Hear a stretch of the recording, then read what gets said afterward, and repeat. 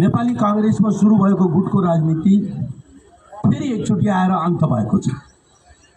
खाली केन्द्रको तहमा मात्र होइन, आज केन्द्रमा कुनै नेपाली कांग्रेसको यो बदलिएको नेपाली कांग्रेसमा कुनै गुट छैन। आदरणीय शेरबहादुर देउवा र शेखर कोइराला लगायतका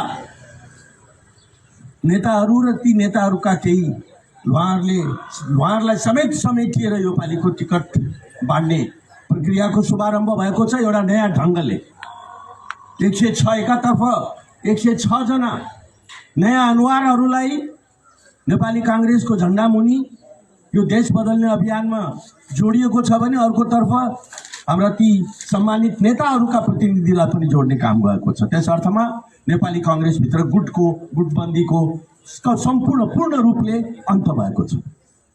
त्यसै गरिकन नवलपरासी जिल्लामा सधैँ नै चरम गुटबन्दीले यहाँको विकासलाई पछाडि धकेल्यो। खास गरिकन हाम्रो क्षेत्र नम्बर 1 को विकासलाई पछाडि धकेल्यो। हामी सबैले स्वीकार्नै पर्दछ।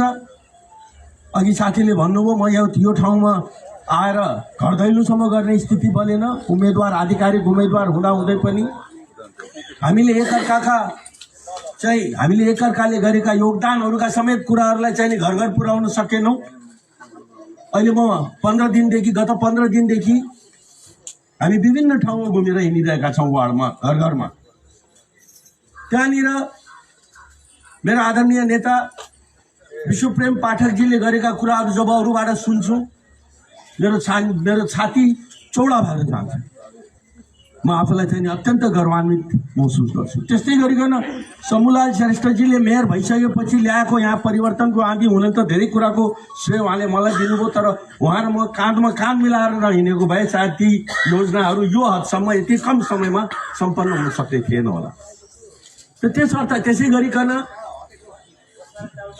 नेपाली कांग्रेस महिला संघकी केन्द्रीय सदस्य कमला तिवारीजीका साथमा सीजी फाउन्डेसन तर्फबाट चाहिँ सारिकाले काँधमा काँध मिलाएर हिँडेर फाउन्डेसनसँग रिलेटेड महिला सशक्तिकरणका विभिन्न किसिमका परियोजनाहरू नबढाएको भए हामीले एक प्रकारको त्यो जागरुकता त्यो एक प्रकारको चाहिँ एउटा आत्मविश्वास महिलाहरूका बीचमा केन्द्रित हामी सिर्जना गर्न सक्ने थिएन होला। तर हामी यी कुराहरू गर्दैनौँ।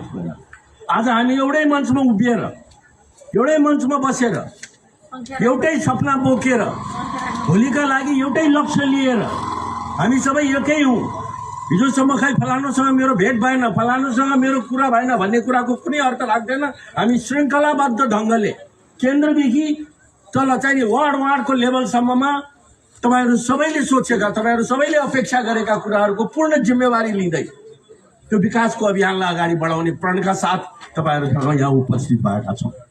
त्यस अर्थमा नवलपरासीको लागि, नवलपरासी क्षेत्र नम्बर 1 का लागि, पश्चिम क्षेत्र नम्बर 1 का लागि र यो वार्डकै लागि पनि यो एउटा अत्यन्त महत्त्वपूर्ण सुरुवात हो। र अघि आदरणीय नेता चाहिँ शम्भुलाल श्रेष्ठजीले भन्नुभयो जस्तै मथुरा चौधरीजीको चाहिँ कमान्डरसिपमा उनको नेतृत्वमा यो क्षेत्रले, यो वार्डले एउटा नयाँ कीर्तिमान स्थापित गर्छ भन्ने मेरो विश्वास हो। हामी घर घर जान्छौँ। यो वार्डमा समेत अघि पनि मैले भने, म फेरि दोहोऱ्याउन चाहन्छु, यो वार्डमा समेत गुटबन्दीको अन्त भएको छ। हिजोको बेलामा गुटबन्दीकै कारणले हो म यो वार्डमा उपस्थितसम्म हुन सकिनँ, आफ्नो अभियानका बारेमा समेत कुरा गर्न सकिनँ। अहिले हामी सबैले, तपाईँहरू सबैका अगाडि होइन, हामीले एकले अर्काले गरेका र हामीले सामूहिक रूपमा गरेका, नेपाली कांग्रेसले गरेको हो त्यो काम। कुनै एक व्यक्तिले कसैले त्यसको चाहिँ नि त्यसको पुरा श्रेयलाई त कसैलाई दिने आवश्यकता पनि छैन, लिने आवश्यकता पनि छैन। हामी केन्द्रदेखि तलसम्म हर तहमा हामी उपस्थित छौँ। हाम्रो सङ्कल्प मजबुत छ। आउने दिनहरूमा यी अधुरा रहेका सपनाहरू, यी अधुरा रहेका योजनाहरू, अब योजनाकै कुरा गर्दाखेरि म दुईटा कुरा यहाँ गर्न चाहन्छु। हामी चाहिँ यो बर्दघाटमा अहिले चाहिँ खडा भएको औद्योगिक क्षेत्र, यो नेपालकै 22 करोड रुपियाँ लागेको, यो नेपालकै औद्योगिक क्षेत्र मात्र नभएर त्यो स्पेशल इकोनोमिक जोन पनि हो। त्यसको पहिलो चरणको पूर्वाधार तयार भएको छ।